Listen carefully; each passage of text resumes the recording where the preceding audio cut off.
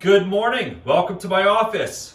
Glad you're joining me this morning. Just remember the last couple weeks we looked at the yoke, what's in your bucket, realizing that when we're teamed up with Jesus, with you and Jesus teamed up together, we can pull these loads, right? The loads of life, whatever you're facing. So what's in your bucket? What have you been putting in your bucket? I pray that you've been examining that you were not created to pull this load of life alone. That God said, come to me, all of you who are weary and heavy laden, I will give you rest. Take this yoke upon me. Learn from me, for my yoke is easy. So we learn from Christ in times of need that he wants to pull a load with us. Amen. Last week we looked at the seed planter. That which we plant, we will harvest. And so what are you planting? What kinds of words are you pronouncing right now? What are you talking about? What are you talking to your neighbors about? What are you talking to your friends about? What are you talking to your spouse about? What are you talking to your children about? I pray that you're planting into your children's life right now words of encouragement, words of faith, words of the Word of God. And we're going to look at that this morning, planting. Do you believe the Word of God? Because in verse 9 it says, but those who seek my life to destroy it shall go down to the lower parts of the earth. Verse 10, they shall fall by the sword.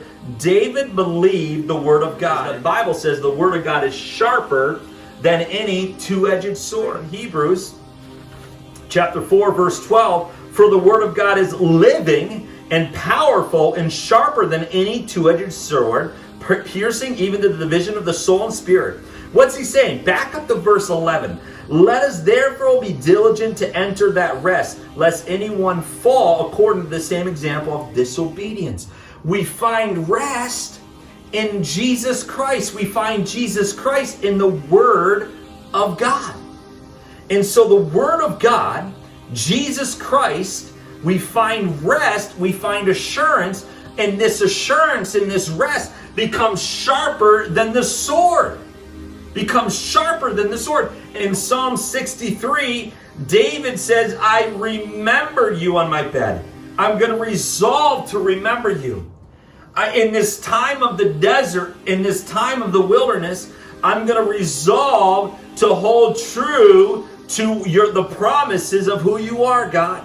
Everyone who swears by him shall glory, but the mouth of those who speak lies shall be stopped. Church, we need to stay true to the Word of God in these times of the desert. David in the desert held true to the words and promises of God. God, the enemy's coming after me, but I know you're going to take care of him. I know you're going to defeat him.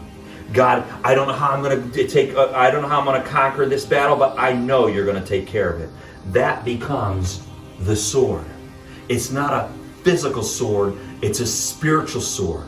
It's not, we don't go out there and fight the enemy with a physical sword. We go out there and fight the enemy with the promises of God. Why are you allowing the enemy to defeat you right now? The enemy will defeat you and take you out if you lose hope. Thank you again for joining me in my office. May you have a blessed week. Until Sunday, may the Lord bless you and keep you. May the Lord make his face shine upon you and be gracious to you, because you are a treasure in the eyes of God. Let's not forget that.